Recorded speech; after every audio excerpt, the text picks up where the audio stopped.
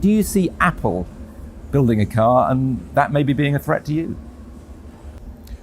Well, I think I would encourage more participation by whoever it is to create electric vehicles. I think they should have embarked upon this project sooner, actually. The car industry is very big, so it's not as though there's one company to the exclusion of others. I mean, I say, like, I think it's great that they're doing this, and I hope it works out.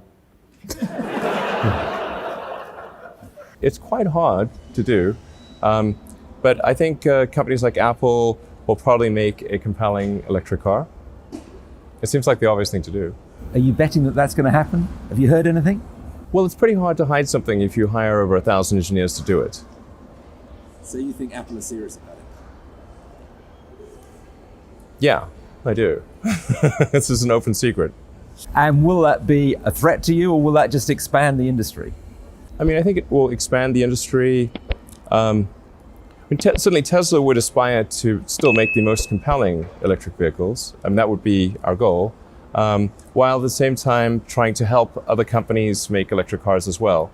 So, for example, last year we open sourced all of our patents, so anyone can use any of our patents for free.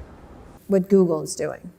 How do you assess what they're doing when you're looking at it? Because there'll be competitors at some point. These are all eventual competitors. Well, I think what Google's done a great job of showing the potential of autonomous transport. Right. But they're not a car company, so they would potentially license their technology to other car companies, and I think they announced something with Fiat. Mm-hmm. So I wouldn't say Google's a competitor because they're not a car company. We would compete with somebody perhaps that they license technology to, but not to them directly. Right. Apple? Yeah, that'll be more direct. That'll be more direct? Yeah. You can tell that by the hiring pattern and that absolutely. kind of stuff? Yeah. Okay, so they're going to be more direct. How do you assess it?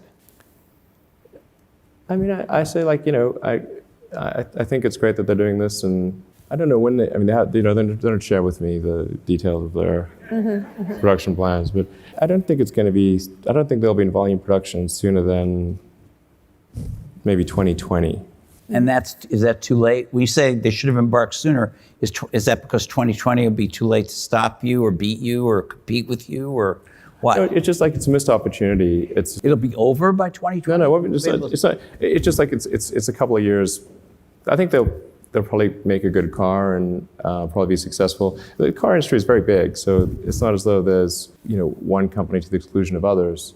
I mean, there's like a dozen car companies in the world of significance. So it's not like somebody comes up with a car and they're suddenly like they kill everyone else. It's not that way.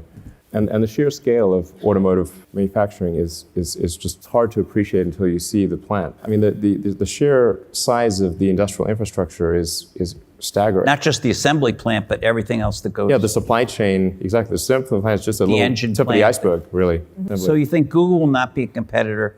Apple probably will be a direct competitor. Yeah, sure. What about the car companies? I think they'll all be competitors. Yeah, sure. Who do you see out there that has done a nice job so far? Mercedes or GM? Of what? Of a competitive. I don't think any of the car companies thus far have made a really great electric car. Mm-hmm. I mean, you tell me if you disagree, but I don't think yet that any of them have made a great electric car. Okay. They, presumably will continue to improve on what they've done so far, and then at some point they may make a car they haven't done that yet.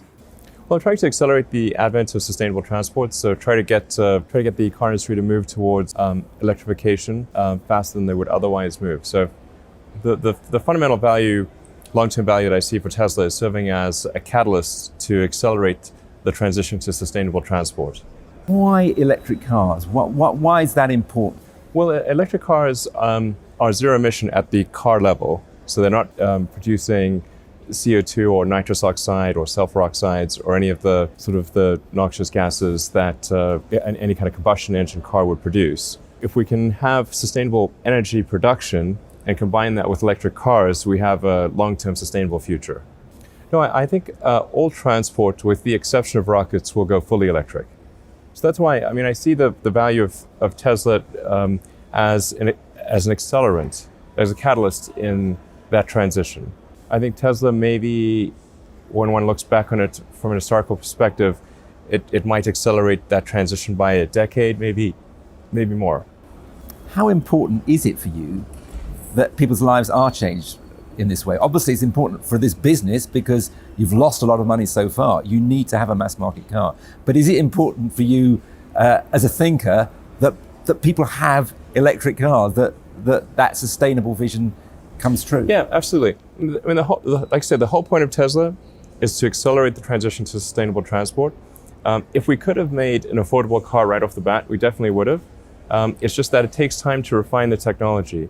When you think of any new technology, it takes multiple versions and economies of scale in order to make the technology accessible to the general public. I mean, you can look at, say, cell phones. In the early days of cell phones, they were very big and heavy and very expensive. But with successive design iterations and scaling up the production, we've brought it to the point where for $100, you can buy basically a supercomputer in your pocket. The two biggest revolutions in transport are electrification and autonomy. Yeah, so those are the two biggest innovations since the moving production line. And they're both happening at about the same time. I think autonomy is extremely important. And I think in the long term, nobody will buy a car unless it is autonomous. It will be like having a manually operated elevator or something like that. In 10 years' time, what will I be driving? Or will I be driving at all? Will I just be pressing a button on an app, a car will drive up and take me where I want it? Yeah, you will only drive if you want to drive. It'll be like owning a car that is not self-driving in the long term will be like owning a horse. You would own it and you would use it for sentimental reasons, but not for daily use, really. Unlikely. So I hope they produce as many electric vehicles as soon as possible. That's the right thing for the world.